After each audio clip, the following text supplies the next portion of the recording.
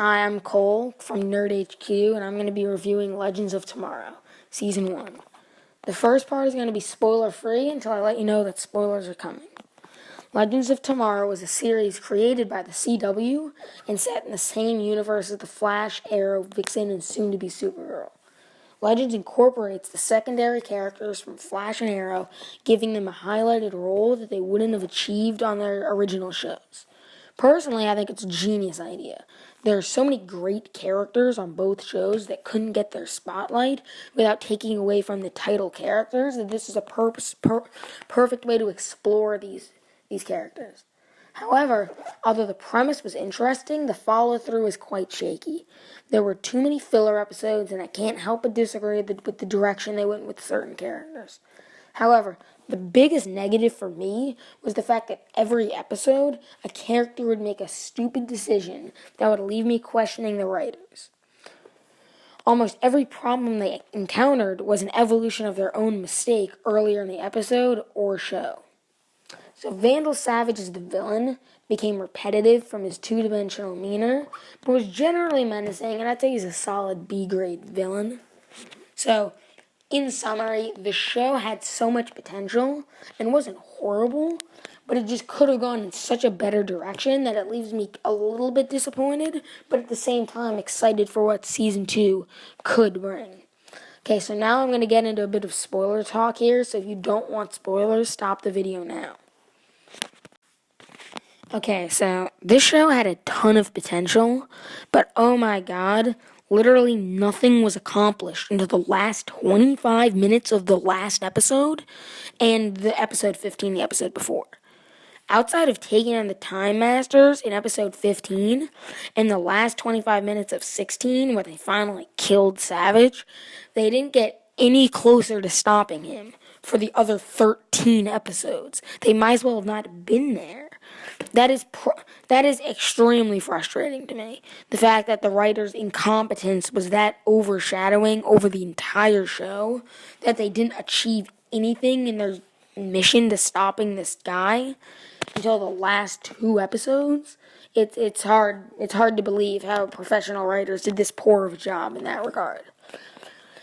In terms of characters, both parts of Firestorm, both Stein and Jax, barely got involved in the action and made dumb decisions. Now, the action part may have been because they were generally CGI character when they were Firestorm, and it could have came down to expenses, but who knows? I think that's disappointing either way, because the most powerful character always had me wondering where he was in a fight. Because I'm the type of guy that when I'm watching the show, I'm always wondering, well, what's this guy doing right now?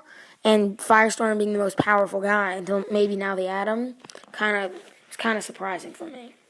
So, White Canary annoyed me because she was marketed as the ruthless assassin, but almost every time it came down to killing someone, she never did.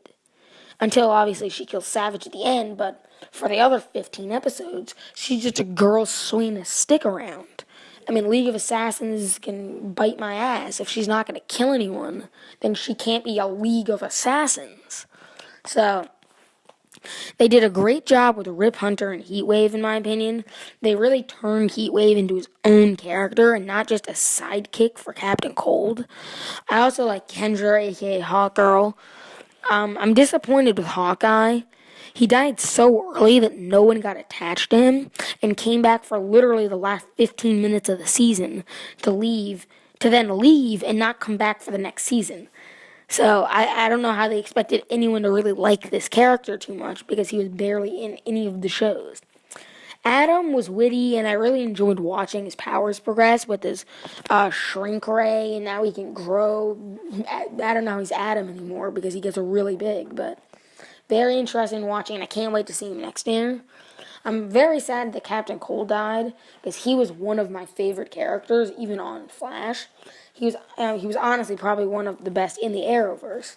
However, I hope they keep him dead because I don't want them to devalue the weight of a death like the Marvel Cinematic Universe is doing now, where no one really buys it when a character dies because I think they're just going to come back next time.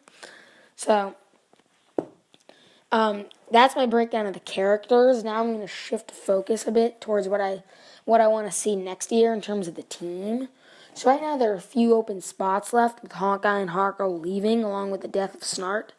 I'm hoping to see White Canary actually leave and take Black Canary's place on Team Arrow, because now that she's dead, I think they need someone to fill that void, and she can finally not go. She can go and not kill over there, but I would like. I don't think that's gonna happen because I think they've already announced she's coming back for season 2. But I really wish they did that. I want them to add Arsenal from Arrow. On the team. He's a very liked character on Arrow, and he's disenfranchised. Makes sense to have him, and he doesn't have a role on Arrow right now, so that would make sense for me, I think. And the team surprisingly doesn't have an archer in one of the founding shows. This show about filled with archers. I also love the character Katana from Arrow, and I hope she has a place somewhere in this universe, even if it's not on Legends. She's a great character. She appeared for pretty much a one-shot in Arrow, so I hope they have plans for her. The one person I really think is going to join the team next year is Captain Cold's sister, Golden Glider. I think she doesn't have a place right now. Another decent character. I think she could progress on the show, but no matter who the team is, I really hope they go with the rotating roster mentality and don't just stick with the same characters every year because it'll get a bit boring. So, in summary, Legends of Tomorrow Season 1 was a great premise with a weak follow-through, and I definitely say it is a lot of work to do in Season 2.